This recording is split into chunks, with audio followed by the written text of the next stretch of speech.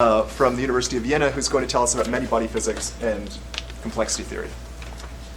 Good morning. I'm giving two talks in this bootcamp, and I decided to divide them in two ways.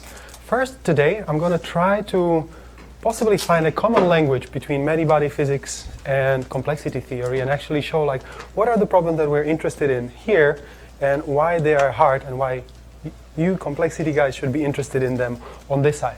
Then on the talk on Saturday, I'll probably change a little from what's written in the list. I'm going to tell you how we're doing. So after Zev's talk on course on tensor networks and matrix product states, I'm going to tell you how we're using them, about the success stories in 1D, and also about the tough problems in 1D, and then possibly we'll go to higher dimension and talk a little bit about PEPs and continue from there.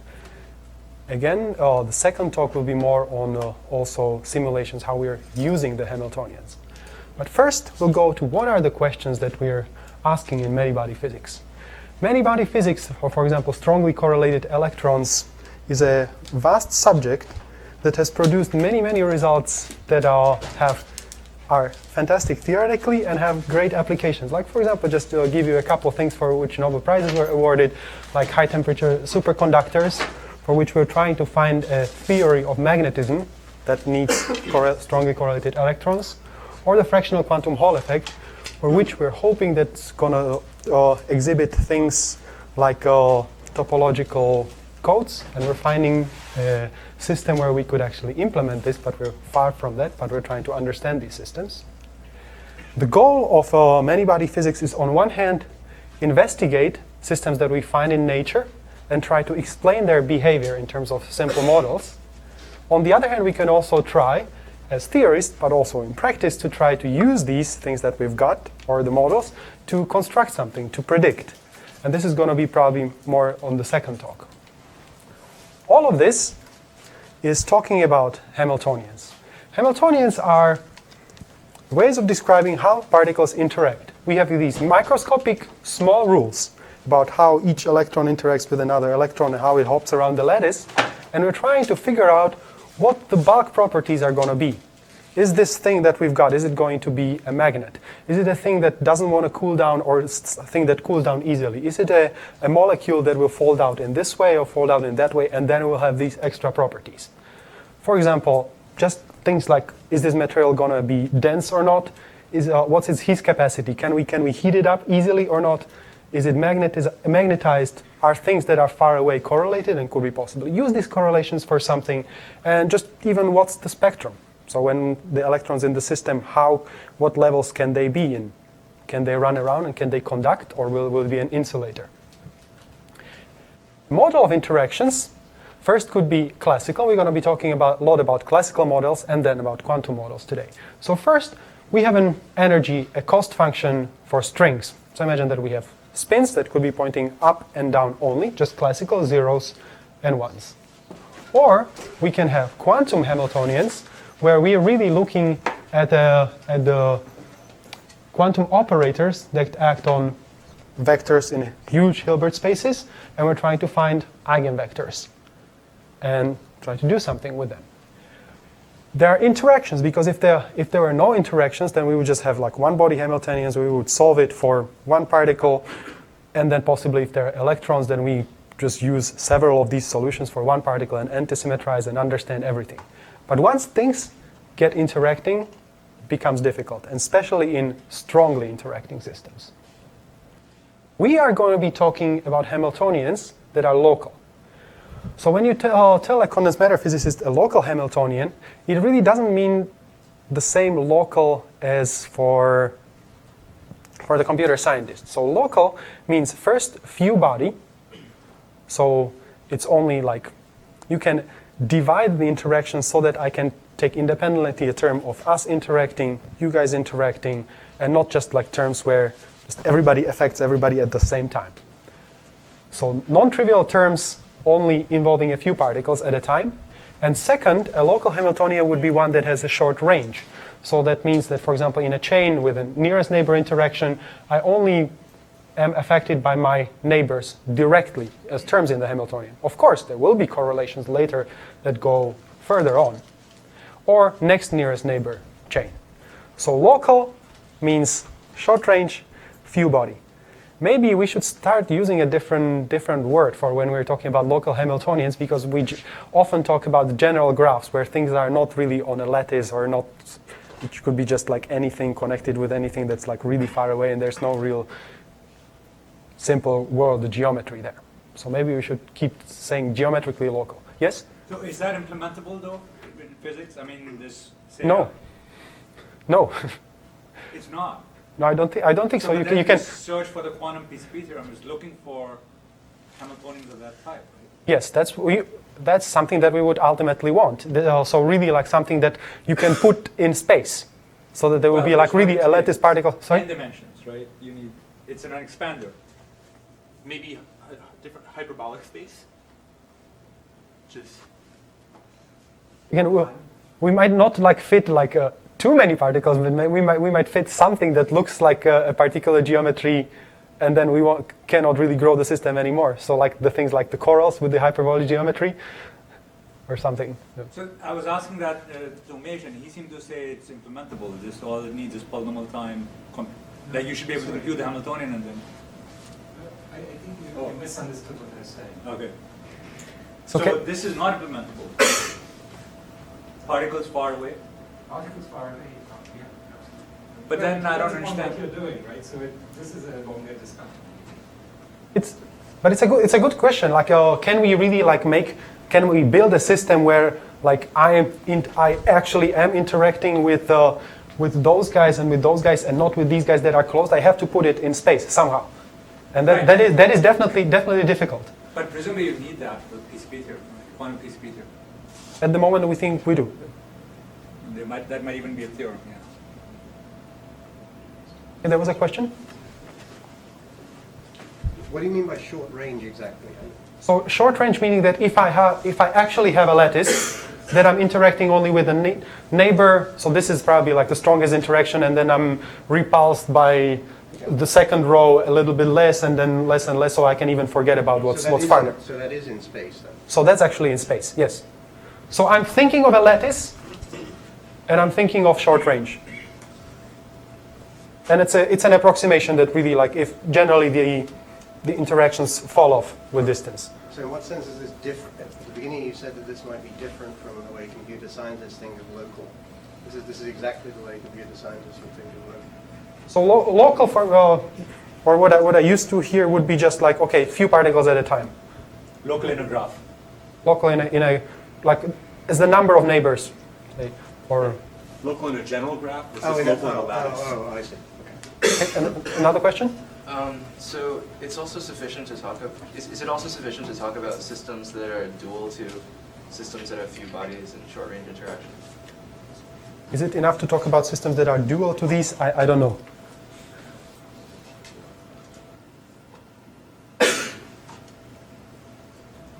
Okay, let's go on. Sorry, is there naturally occurring in nature? Are there some long-range interactions? I mean, you might not be able to control them, but do they exist? Well, you can, like, even if you arrange things, then you can have an effective long-range interaction that doesn't fall off as strongly as you would think. Just even that allows us to like send waves, radio waves or something that like it's not really falling off like 1 over r squared, but like 1 over r, or it's using some kind of interference effects or something. So I'm thinking maybe of effective Hamiltonians, not really the ones that we find. So we might be able to construct something like that. But I'm out on a limb now, so I don't know. Another question? So when we're going to be talking about long-range interactions and many interactions, so like a particle interacting with many things at a time, you'll see that in Aramstock and see what happens then. So let's talk about a particular lattice. So for example, we have the Ising model on a chain. It's antiferromagnetic. We're talking about strings, and the cost function is saying that, like, okay, when the two things are not pointing in the same direction, the chain is happy because you get a minus sign here, the energy goes down, and then also if they're pointing in a particular direction, then they're happy. So there's some kind of frustration, and this is what we're investigating. On the other hand, that problem is easy. We can look at it in a 3D when there's just more neighbors. And this problem seems to be hard, and we really haven't solved this problem. And we're going to be talking about what does it mean to solve a problem a little bit later.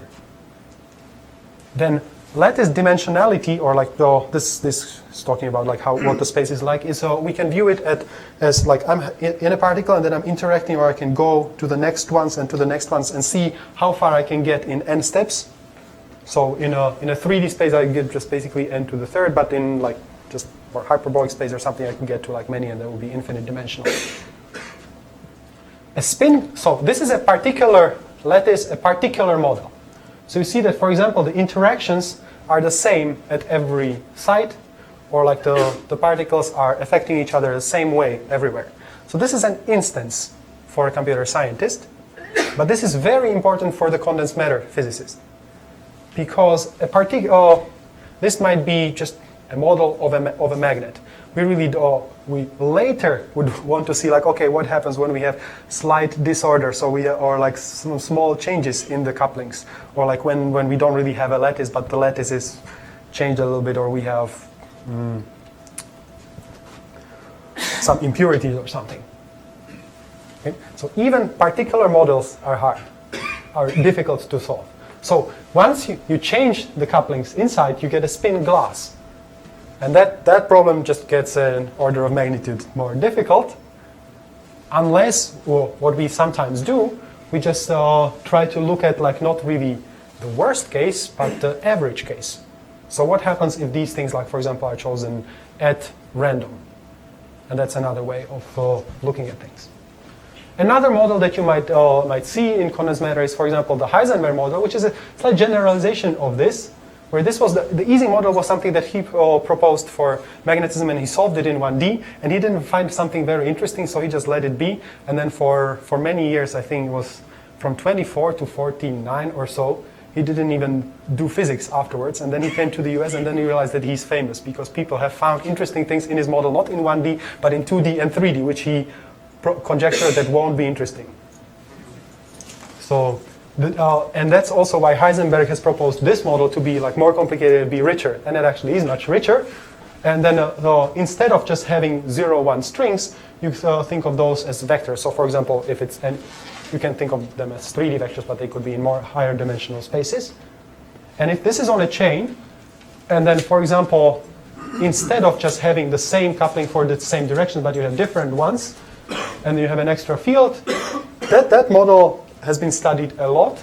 And then for particular things where this is a spin that's half integer or an integer, there's been a long-standing problem, the Haldane conjecture, that's talking about where for the half integer and for the integer spins, one of them is gapped, and one of these, this type of systems should be gapless. And we haven't proved that yet, only for special cases. Sorry, can you say again, what's the conjecture? So the conjecture is that like this model, when you make a really long chain, and when the spin, let's see, I hope I don't say it wrong. When we have a half integer spin, there shouldn't be a gap, and when there's an integer spin, there should be a gap. So that's two questions. I think that one of them is done. The half integer spin, I think, is done. The gapless one. Yeah. Then, so this is the XYZ model, or Heisenberg, where these three are different. You can see the XXY model, where these two couplings are the same. This one is different, and you can look at what happens when you change the ratios of these, like which one is stronger, which one is weaker, or just the XX model when you have these two terms, and so on. So this was for a particular lattice, so say 3D or 1D. Or we can be talking about these general graphs, yes? Going back to Heisenberg, are any of the submodels exactly solved? So I think for example, the Heisenberg spin chain on with the same things everywhere is solved by beta ansatz. We're going to be talking about that a little bit. So the same coefficient? Yeah. Yes. So when we talk about general graphs, for example, another model that's very important is the Bose-Hubbard model. Is when instead of just having spins, we're going to be talking about particles that could be fermions or bosons. So fermions, which you cannot have two of them of the same type at the same spot, that are hopping. So this is an annihilation operator, a creation operator that takes a particle, makes it disappear at one spot, and makes it appear at a neighboring spot. And I also need I have that term there. And another term that's talking about repulsion, that they really don't want to be at the same spot. So this is a Bose-Hubbard model because it's talking about bosons, and the Hubbard model is this.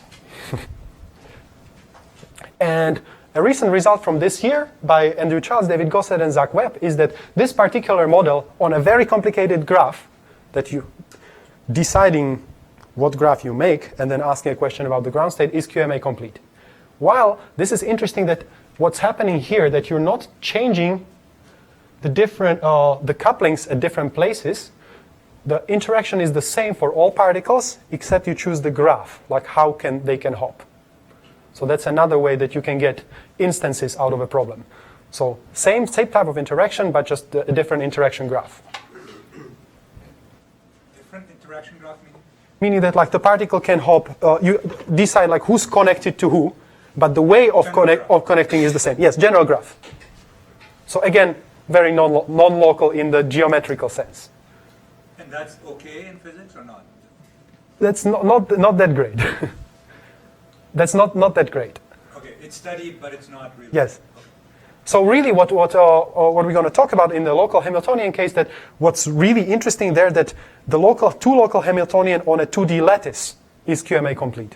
So it really is that things are interacting only with the nearest neighbors. Of course, that has its shortcomings. The shortcomings that like really some of the couplings have to be really, really strong. And really strong meaning like polynomially stronger than others, where the polynomial is pretty high, and the polynomial is in the size of the lattice. So again, it's not that realistic yet. Well, it sort of raises the question whether that almost means that you're deleting some of the edges, so it is a general graph, although embeddable in low dimension. Yes, so it's embeddability is the word there. So analogous results in the classical case suffer, I think, from the issue that Leonard is raising. The results, the hardness results for 2D or 3D lattices or 3D lattices in the classical case are not very convincing because they have massive variations in couplings. Mm-hmm. So you're basically just dealing with a general graph. So I wonder if the same is true in the quantum. Okay.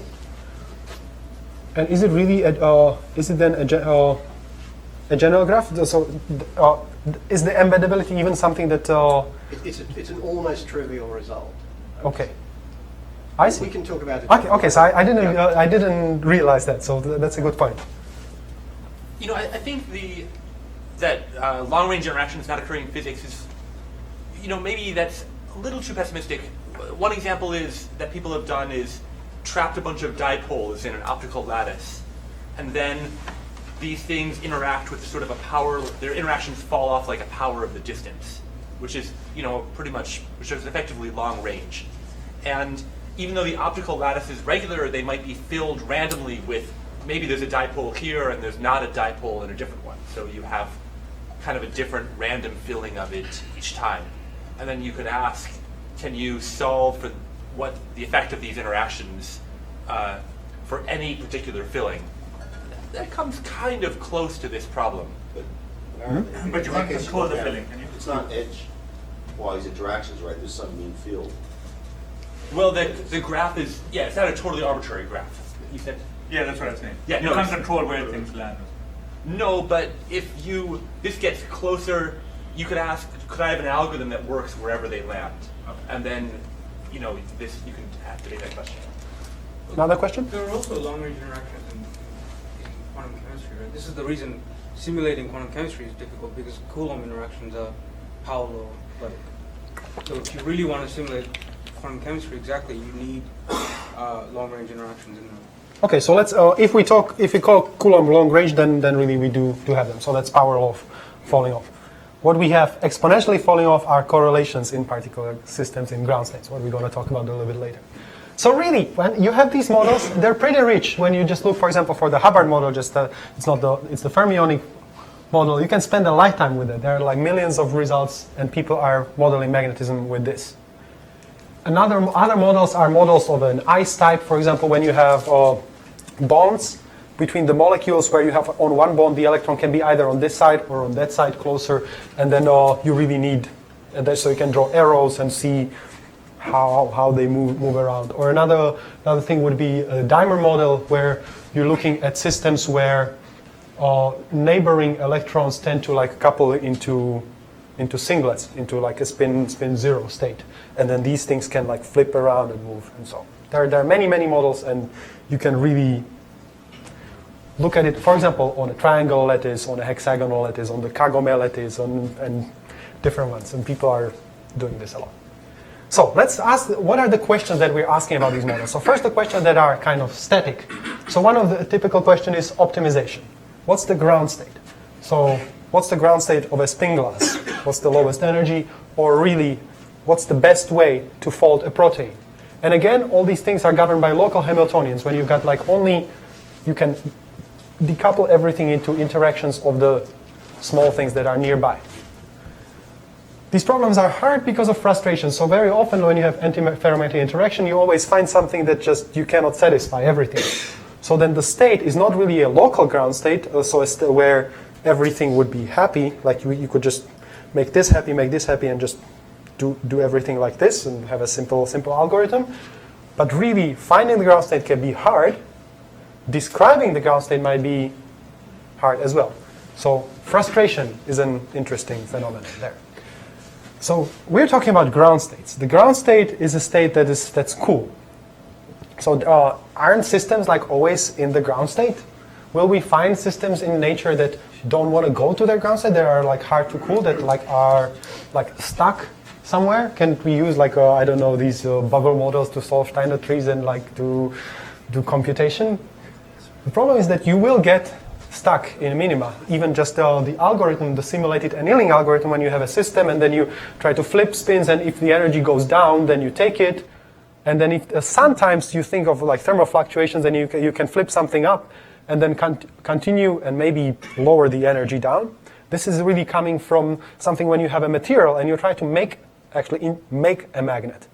So when you cool, you first heat a material up and then you let it cool down, and it will freeze in different domains where the magnetization is kind of like pointing in the same way. But really, if you have domains that are not pointing in the same way, then the magnet is weaker than it could be. So then you anneal, you try to like heat up like some part of it, and then let it cool down so that it locks to the nearest domains as well. This is how things are done in practice, or really like you're trying to make a better steel that's like better organized, has better structural properties, then you can do this.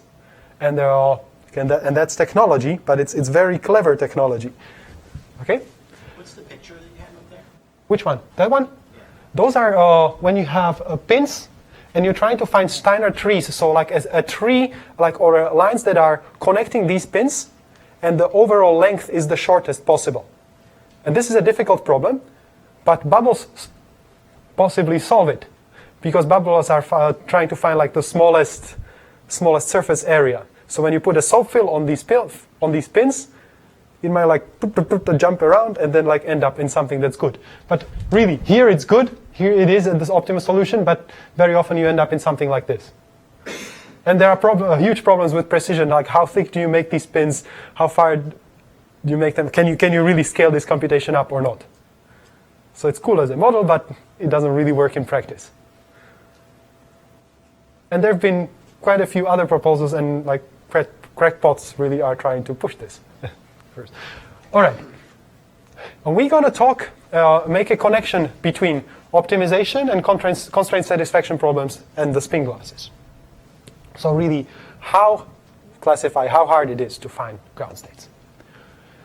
Another question that we ask about, that it's kind of static about these many-body systems, is not only the ground states, but what are the excitations? The excitations are important. What Leonard yesterday was asking, that like really what happens at higher temperature, that the thermal excitations really matter, and will the system get interesting there or not, or what's the whole spectrum? Second thing is like, can we solve the system, or can we at least, integrable means that like we can at least do something, like decouple the whole complicated interactions into like smaller parts that we possibly might solve or not.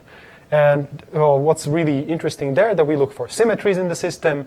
We try to like find some clever transformation that makes it, okay, we will solve it. Or at least we're trying to get some ansatses on like what the states should be like, and then get some approximations out of that. Or we're looking at bulk properties, which means that is the system really magnetic or not? What happens when I heat it up? Will it like suddenly start being disordered or not? Will it really like melt like ice or something? So are there any phase transitions in the system? The dynamical questions are questions about simulating the system. Yes? Phase transitions in the static things is just the change in the behavior of the eigenstates as the eigenvalues go up? Yeah, so like really, so first, when at this temperature, I would have you like, I would look at the audience and like everybody's sitting randomly, and then like when we really like cool the place down, like will everybody huddle in just one corner, and the nature of the auditorium will be different then, like And qualitatively. Is that equivalent to asking about the nature of like sort of studying properties of the eigenstates at different levels, or is it? The properties of eigenstates at different parameter regimes, let's say. Really like for example, the ground state at high temperature is disordered, so really like spins don't care about each other, and the ground state at low temperature is ordered. And these things are different. Sorry, okay, you threw me there.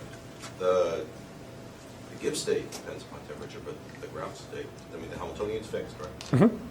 So what do you mean by the ground state at high temperature versus the ground state at low temperature? Oh. Okay, so let's see what I actually said. Okay, let's say what the state of the system at this temperature will be. Okay, thanks. So let's go to dynamics. We want to simulate the Schrödinger equation, see how the systems will evolve.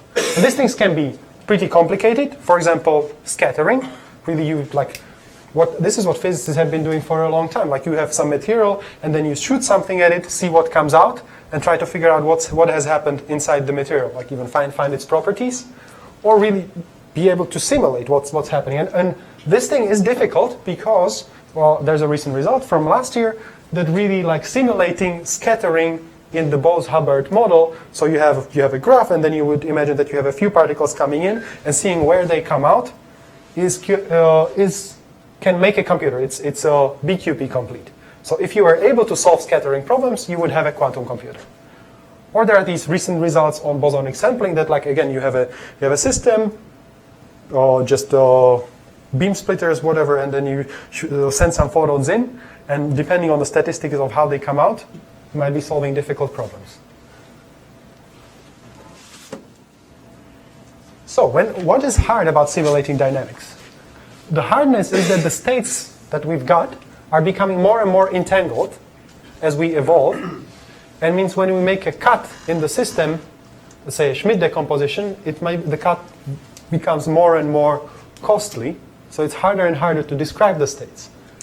The second thing that we do and try to simulate in dynamics is something called quenching. Quenching is that like we have a system that's really in its ground state, and then we suddenly change the Hamiltonian, and then see what happens, like how things thermalize. Like, if it's will it like thermalize very easily, or will we get some oscillations, or will we get something that's just strange? And then typically we look at the behavior of correlations in the system once we change something and see how they move, how signals propagate in the system. And a very useful tool that you will hear a lot is the Lieb-Robinson bound. That's talking about when you have a system and the interactions are local, really, in the system.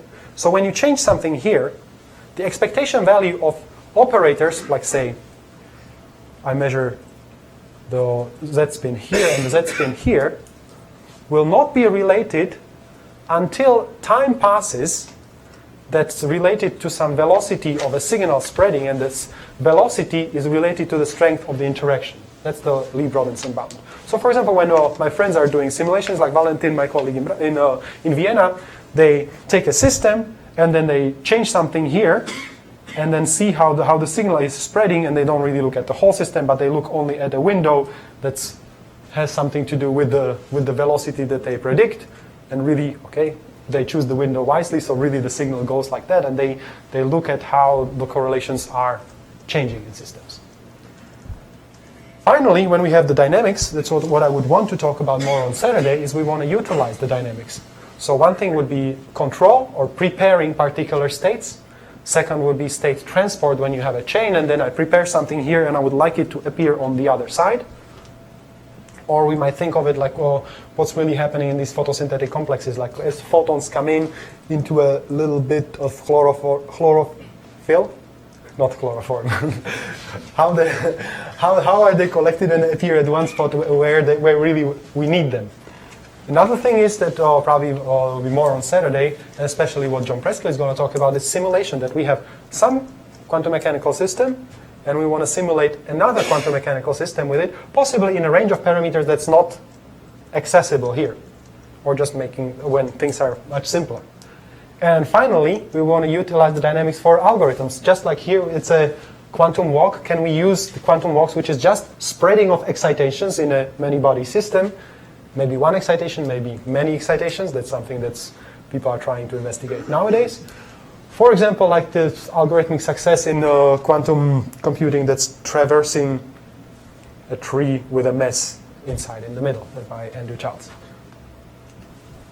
So let's go a little bit more into the question that we're asking. So the three types of questions: the eigenstates, symmetries, and the parameters. So first, when we talk about the spectrum, one thing is that when we have a lattice and we have electrons moving around, some of the electrons are bound to their nuclei, and some of the electrons might be free. What will their energies be? So there's a whole area of band theory where you're looking at different momenta, so like how the electrons could possibly move, what their energies would be. And there are spaces that, for example, some energies are not available. And then when you have different levels in a system, and you've got a certain number of electrons, so some electrons will be here in these states that are really tied. Some will be in a valence bond, which is like the last one farthest away from the nucleus. And possibly there might be some that are left over and are just really unbound and would be able to move around a system. And you would have a conductor, you would have a metal.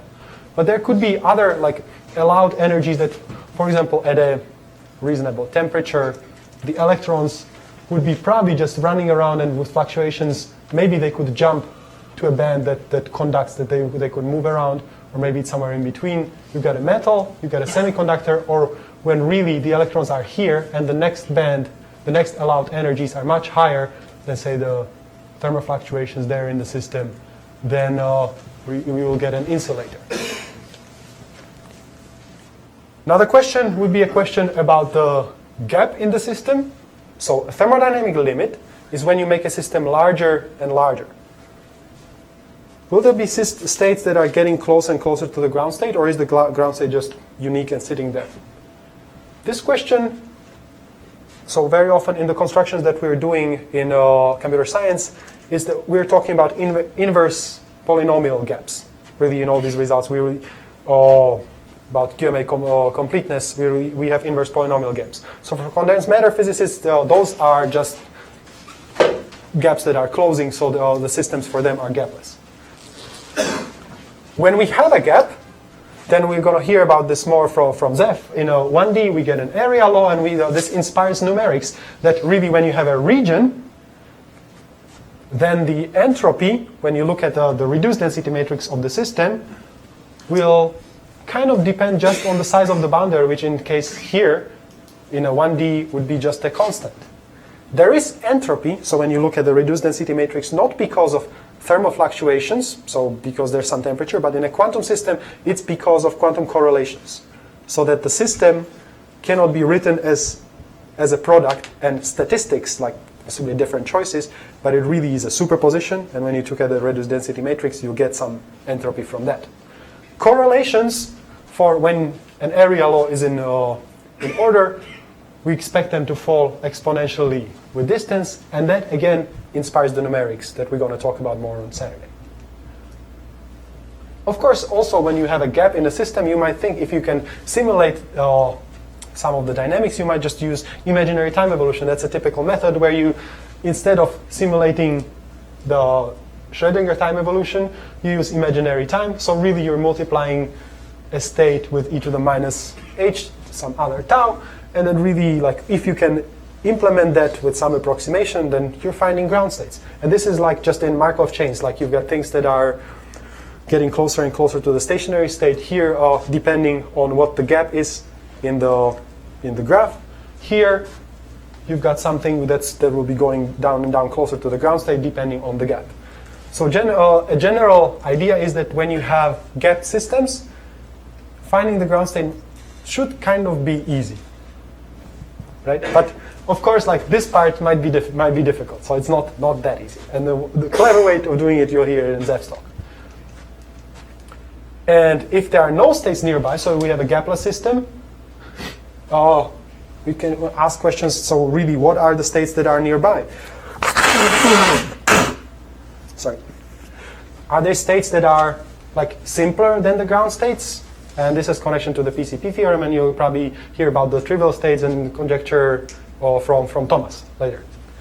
And deciding whether a system is gapped or gapless when you make the system large, this was the question, for example, in the Heisenberg model for a particular model. But in general, this is uncomputable. And that's been proven this year by Toby Cubitt, David Perez-Garcia, and Michael Wolf. What is uncomputable?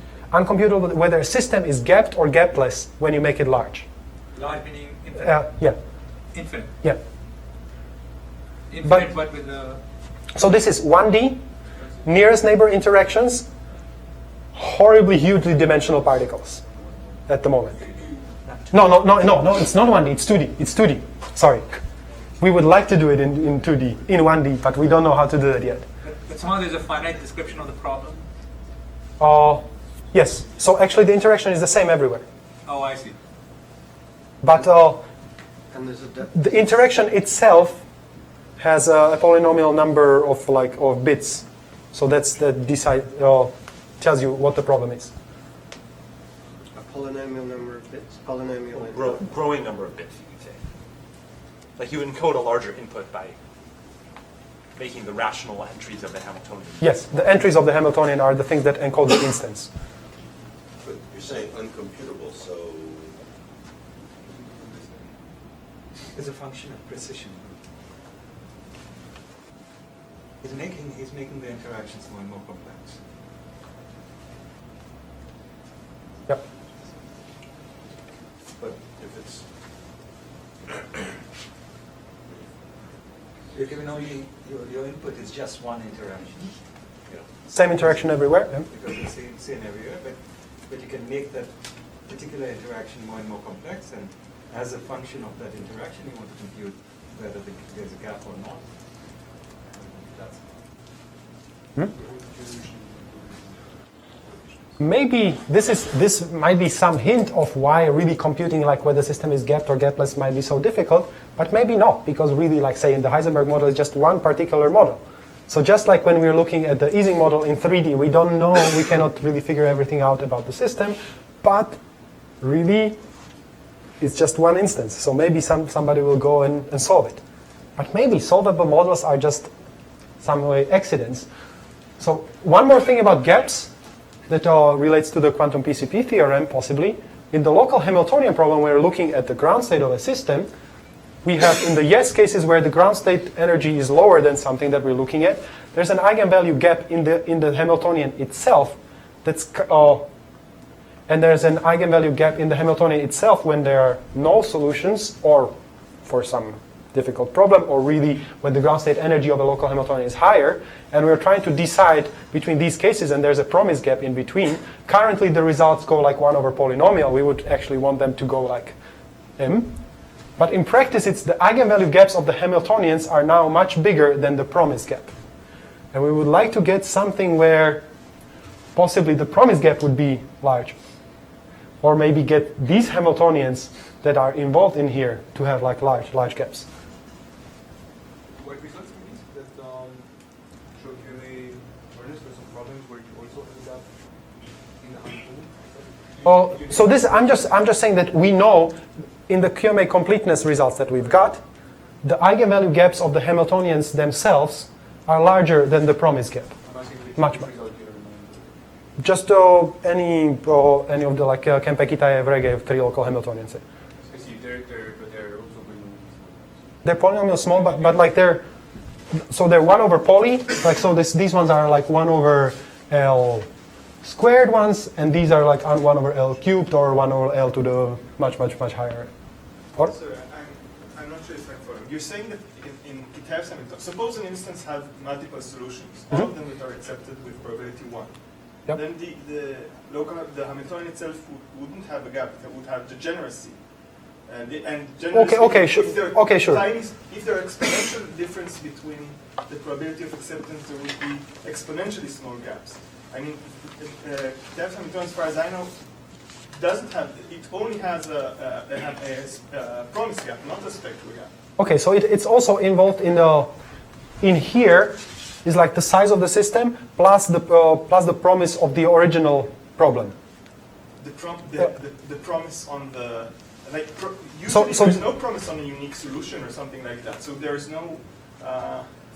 Okay, you are right there. So let's talk about it a little bit more later. But you're right that if the original problem there could be other things that are really nearby, other solutions that are nearby, then these gaps would be small too.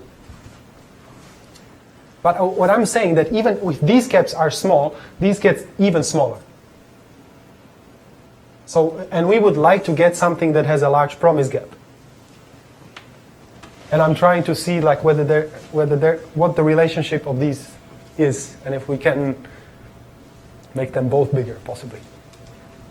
Sorry, can you go back to that slide? I'm a little confused just about the big picture of this. When you say we would like, so we are trying to possibly get a theorem that would say that like you have a Hamiltonian that has some interactions, and you're asking for what the ground state energy is. Is it lower than this or it's higher than this with some precision parameter? And a stronger theorem would have a stronger precision parameter. But right now, the precision parameter is really just like 1 over polynomial, and the polynomial is pretty large. And the reason why it's pretty large, it comes from that the eigenvalue gaps in the Hamiltonians that are involved in the constructions are also 1 over inverse polynomials, and this promise gap is even worse than that.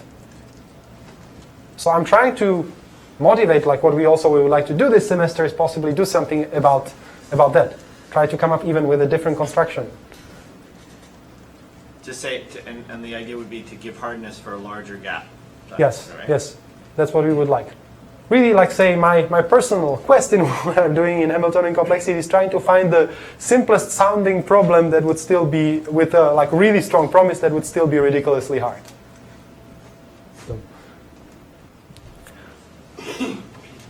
So my time is slowly running out, but I'll still go with this a little bit more. So what does it mean to solve a system in many-body physics? You've got this book, and those are the models that are exactly solved, and there are not that many of them. Solving really means like calculating, say, the partition function, the free energy of the system. Or also solving sometimes could mean a little bit less, the system that's integrable.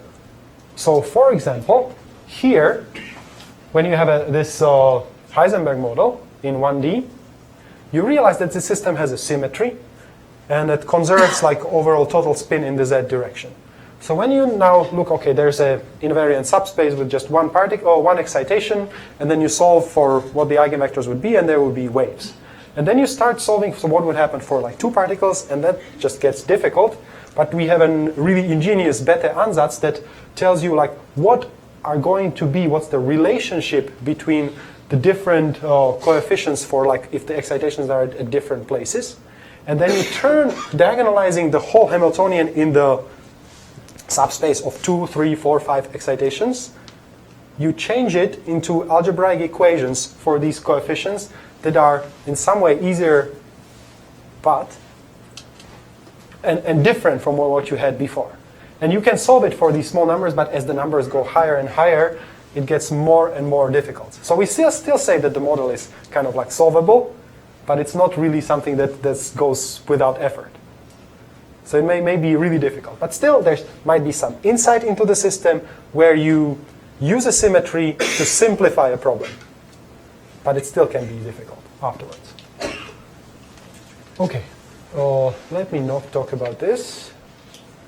So really, when we're looking at things in practice, we try to do to solve something with insight, with approximations, and then we check it. Because there are very few models that we have a formula. So now we check it, for example, with exact diagonalization. So this is a slide from Andreas Leuchli from Innsbruck. So when we used to do numeric when I was a grad student, I could go like just normally to like 13 spins or possibly like 20 spins. The Hilbert space is growing like crazy. But when you take into account different subspaces and symmetries in the system, you can really go higher. You parallelize it on many graphical cards and so on. So in practice, for spin models, this is the challenge. Trying to solve these spin models in 2D. And you can go to like 40 spins on a square lattice. It's not really a big square. But what's involved in here are like many basis states, and you're optimizing in that. And really we're not getting the whole spectrum, we're just looking at low-lying states. But still we're like way farther from where we have been. So we're checking our numerics, these whatever you get from Monte Carlo, whatever you get from like tensor product states, from PEPs or something, against this exact diagonalization. Or what Aram was saying yesterday, against a particular model where we know what the solution is. Then in fractional quantum Hall effects, again, like you go to like many billions of states. These are, there you have, again, like a lattice and electrons that are coming in, and then you try to fill in more and more electrons and see how they're behaving. Or when you're doing quantum chemistry, then you can change that to Hubbard models, and we're going to talk about probably, again, maybe on Saturday when there's more time, on why this is difficult. You can go to 20 sites, not that many. So any method that goes higher is great. Understanding a system, the methods that we've got is exact diagonalization, Monte Carlo. Try to just look at like small clusters and then like generalize into something bigger out of that. Or Aram is going to talk about more about mean field when you think about the interaction of a particle with its neighbors. Instead of just taking the interactions individually, you take it with an average over neighbors, and you think that the average is the same everywhere. So that simplifies a lot. Or you do an expansion series where you take, there's some parameter in the system of like which interaction is stronger or weaker. So you start with when one interaction is really strong, and you do an expansion in as perturbation theory of saying like what happens if you take like the first order, second order, third order of the other interaction. Or you look at the system at different scales and you try to find the relevant length scale with the renormalization group methods. Or, for example, people are using the replica trick when you're trying to calculate the partition function with the help of a formula, where now instead of just having one system, you take like many copies of the system, and things might get simpler there. But this is a physicist trick, and say Amin Koja-Oglan is making this rigorous. Then we've got phase transitions, when we vary parameters and the nature of the states is changing. So for example, a classical phase transition in an easy magnet that you vary temperature, and as you vary temperature, the magnetization, instead of going to, when you cool a system down, when you make at a particular temperature, when you put a magnet in a field and then you turn off that field, the magnet doesn't really go into like zero magnetization, but it stays frozen somewhere. So at like at a different field at a particular temperature, you might get different results. Okay, I'm not sorry. Let me say that again. When I'm varying temperature and I'm looking at the magnetization, it might be that here I get a discontinuity. That like for a different values of field, like something will jump like really to different places. Or if I have a system that's ordered, and then I increase the temperature, suddenly it might become disordered, or might be conducting or insulating. Then what happens that the magnetization, as I look at it in terms of temperature, or as I get away from a particular critical temperature, when things are ordered or disordered, this is the magnetization, this is the temperature, you might get a different scaling behavior. That this is the scaling of with a particular critical exponent, some power laws. it turns out that systems fall into different universality classes of like what these exponents are, like how things are changing when you get away from the critical point.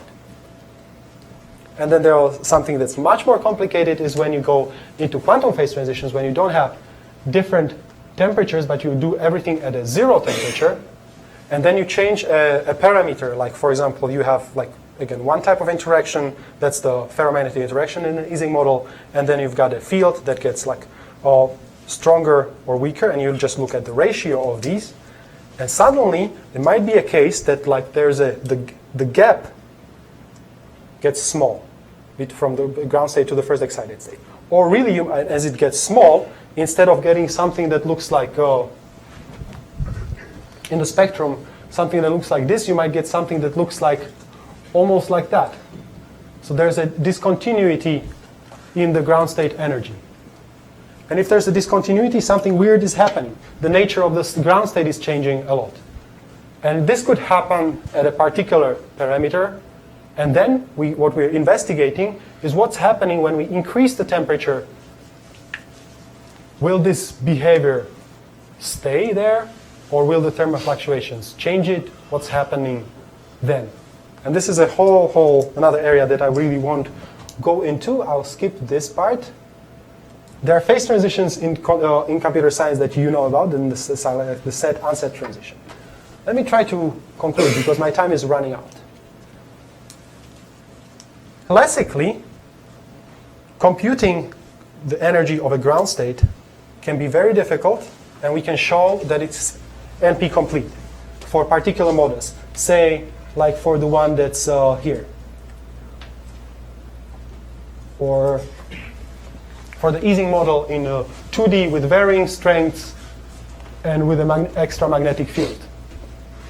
We can show that another problem is difficult, that really even when finding the ground state is easy, but figuring out what's happening with the statistics of the system when you try to calculate the partition function, really at low temperature, a sum like this is dominated by only ground states. Like what's the lowest terms here. So it is related to counting degeneracies in the system. How many ground states do we have? And it can turn out that these problems can be sharply complete for let's say for the Ising model, for non-planar graphs, or for Potts models. Then, in the quantum case, things get more difficult and different because there. Let me just give you a couple of problems that we know that are difficult quantumly, and just ask that we would want other ones that could possibly help us with the local Hamiltonians. One problem that we have that it's QMA-complete is a problem where you take you have a circuit and you can ask, can I feed something to this circuit that what comes out is a state that's separate? Another problem is that I have a circuit. Does this circuit ever do anything? Like, is this circuit non-identity? Another question is, I have a system. I have I give you reduced density matrices. So like, pretend that there's a state, and I would tell you like how the state looks like when you look at a few particles at a time only. And now I ask, is this thing consistent? Can I make a whole global state out of these little parts? Another question like that is that computing the density functional, universal density functional in quantum chemistry. Or another question like that that's difficult is just asking, I have a super operator. Is this taking a system and is it completely mixing it? Or is there something that stays? These are the different types of problems that we have that we know that are QMA complete. Besides the one that's the most important, that was the most important one, that's translating the verification for a particular problem. So you have a quantum circuit, and you're asking, can I feed this circuit a particular state that the circuit will accept? And this can be mapped into the local Hamiltonian problem. And that's the biggest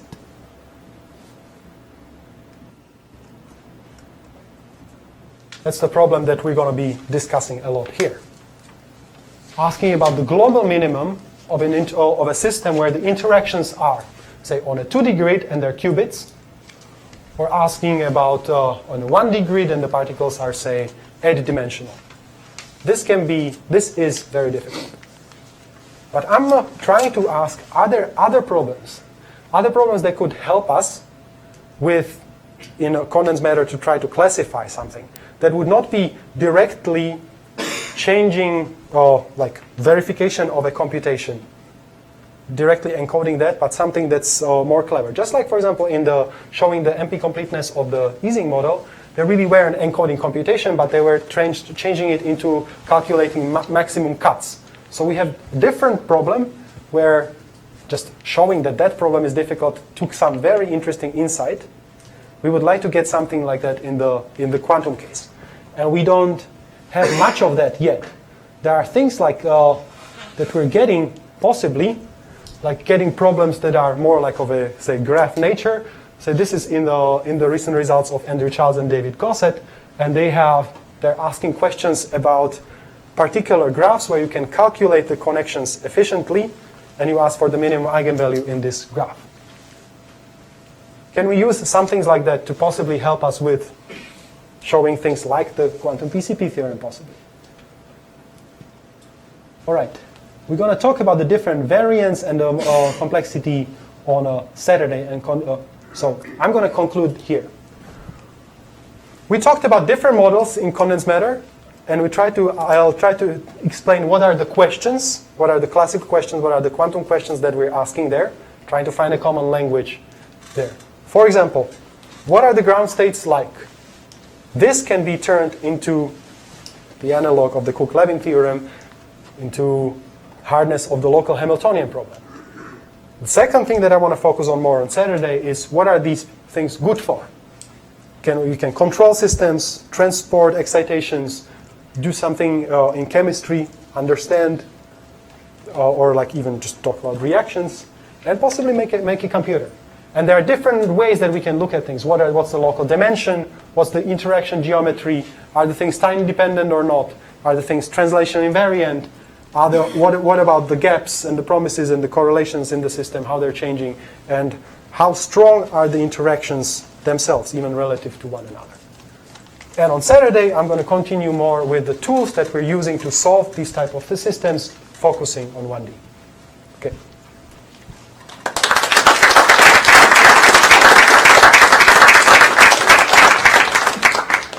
Are there any more questions? You had this divide between static and dynamic questions you can ask about different models. So the static questions I'm more familiar with seem to have more QMA-complete problems, whereas the dynamical questions seem more problems that are, say, BQP-complete. So yeah, sure. Like the dynamical questions are really like we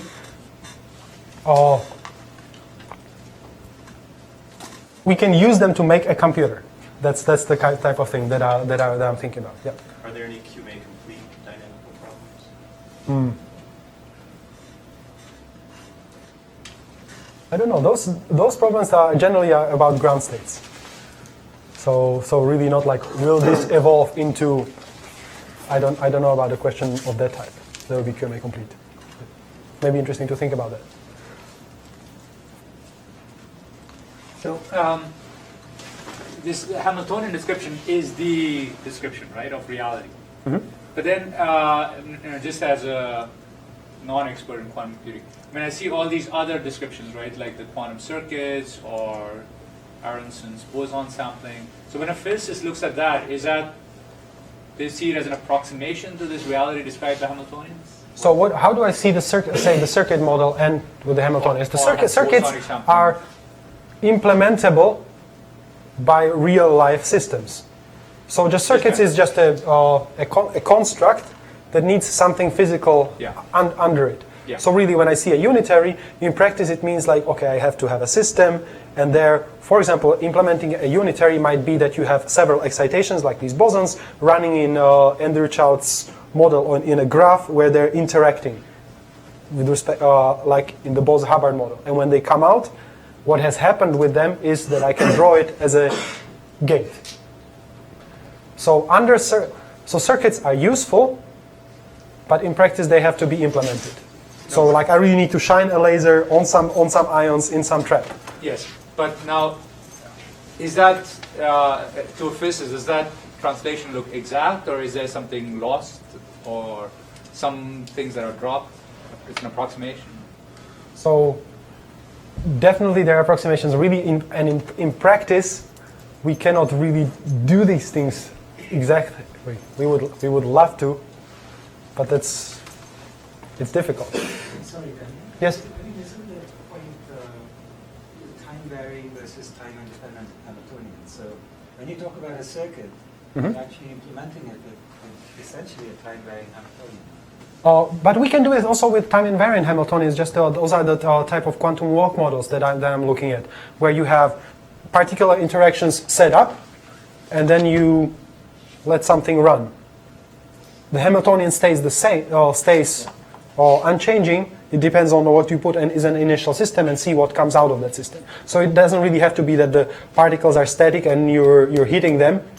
It could be that you let them run around. We've got models like this as well. No, it's like in the circuit model, then there are these noise models, right, and so on. Mhm. Now, but the fact that you are already implementing something else, right, this local Hamiltonian. I mean, there's surely something lost in that translation. And I don't know what kind of noise that is, or noise model that is. Again, looking at particular noise in the Hamiltonian model might be different than looking at like noise. No, I mean noise the in noise due to just approximation, that the circuit doesn't exist per se, and it's implemented as some local Hamiltonian. Surely there can be trouble if you cannot really implement these things precisely, or even like in the models that we're looking at with a particle fixed Hamiltonian, if there's disorder in the Hamiltonian so that the couplings are not really the same everywhere, but they can change, then instead of like having particles run around, you might get something like Anderson localization that they would be stuck. So there are problems, and we would like to do something about to see the stability of the results. So for example, if we have a result for particular Hamiltonians, what happens if we change them slightly? Will the results hold or not?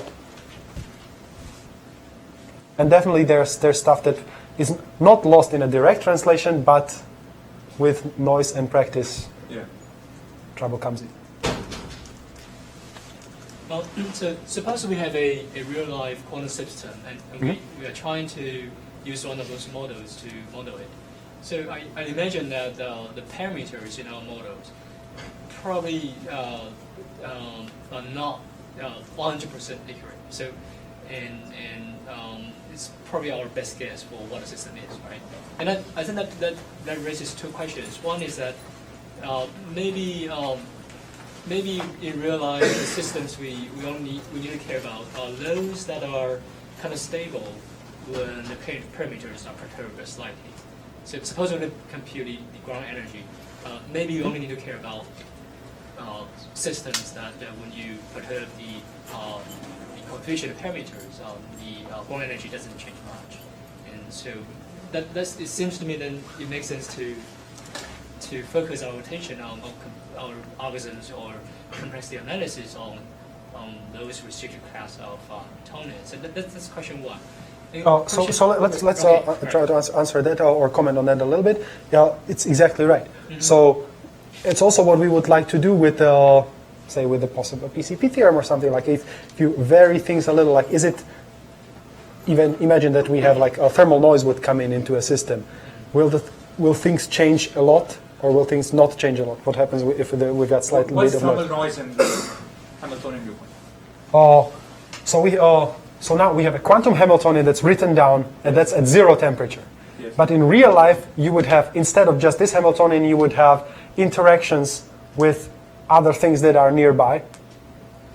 And you can model the thermal noise with that, possibly. Actually, that's thermal noise. I see. Or, no. So it is good to focus on things that are stable.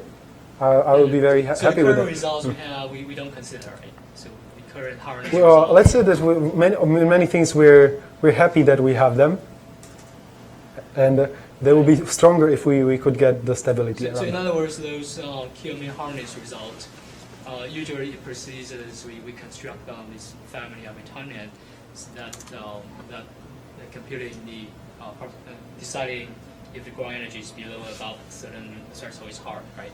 But it's not necessarily the case that those Hamiltonians are robust in the sense that small perturbations would not translate to big changes in the ground state. In practice, like you need polynomial precision in the entries in the Hamiltonian, and the promise itself is like 1 over polynomial in the size of the system. So you could think what would happen if you make the system larger. We really, in practice, won't be able to measure and distinguish things. And especially, for example, in the models that I'm looking at, like in the quantum SAT, that's unfrustrated, that really like the model should be like everything should click in space exactly, then that thing won't survive. This depends on how we define changing a lot.